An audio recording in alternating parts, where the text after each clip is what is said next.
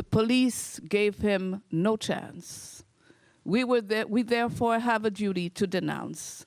This type of situation must be avoided at all costs so that it does not happen over and over and over again.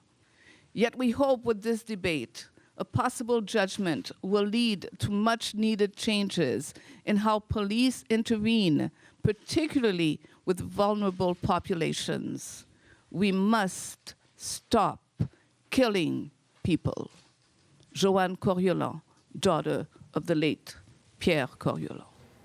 The family made the video public today, and a warning, the images are graphic, and Natasha Fata joins me now with more. So Natasha, what do we know? Well, let's begin by taking a look at the picture of the man that we're talking about, the man who lost his life in June of last year. This is an image shared by Huffington Post, and Pierre Coriolan had mental health issues. The family has acknowledged that. The people who are advocating on his behalf or their behalf have acknowledged that. What we know now, thanks to the cell phone footage that has been made public today at that press conference, is that there were a number of police officers, 5 police officers in a narrow hallway, and this 58-year-old man who loses his life is on his knees. We know that they used a series of weapons in this interaction, which became incredibly violent. They used plastic bullets, they used an electric stun gun, they used their revolvers, they also used their batons. He's lying on the ground, and they continue to hit him, or at least the area around him. It's not perfectly clear. Their altercation is taking place completely in French, but there are moments where you can get a bit of clarity. You can hear at least one officer saying to another one, "Do you have the other shot?" And then he says, "Take the shot." And then you hear the shots being fired, and these are the moments before the daughter loses her father. It's caused a lot of waves in Montreal, and now we can see those moments ourselves. We're going to share them with you now. Again, a warning, what you're about to see might be disturbing.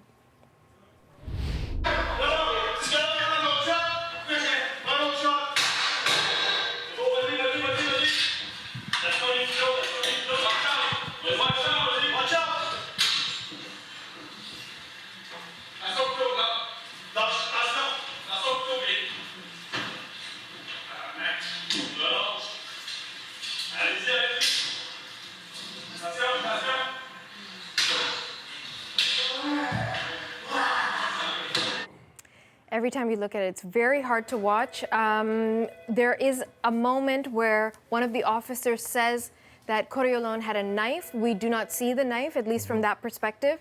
One officer says, "Is he breathing?" The other one says, "No, he's not breathing." There is no evidence in that video that anyone tries to resuscitate him in any way. He is pronounced dead in hospital just a short while later. And we know that the Quebec Independent Investigations Unit the BEI, has been investigating since last summer, but the family is not satisfied. And particularly now with the cell phone footage coming out, they have launched a lawsuit against the local Montreal area police. And this is also, again, raising concerns about police use of force, and that was addressed at that news conference. It was, and there's no way around it. Once again, we're reporting on police brutality, in this instance leading to the death of a man, and once again the person who dies is a black man. So we know that Black Lives Matter had taken up this cause almost days after his death, and they had organized protests in Montreal. There really hasn't been much national coverage on this story, but there is now, again, as a result of that video, and also because of one key person who spoke out today. Will Prosper is a community activist. He's working with the family, but he's also a former RCMP officer. And he said that this didn't need to happen, that a 58-year-old man did not need to lose his life over what was essentially maybe just a presumed threat, but he didn't pose a threat if he was down on his knees. Let's have a listen to him. There was 3 strikes against Pierre Coriolan. And the first one was he was a black man. And when you're a black man, you are more likely to be killed by police officers in Montreal.